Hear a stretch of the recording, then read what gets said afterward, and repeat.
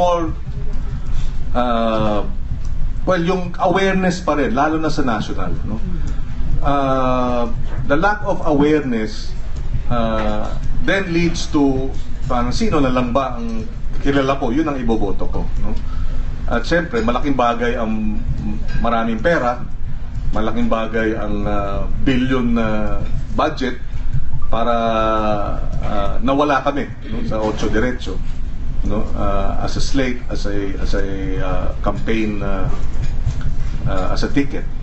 So ganun na nangyari, but ang ating counter doon is yun na nga, nagkaroon tayo ng volunteer-driven campaign.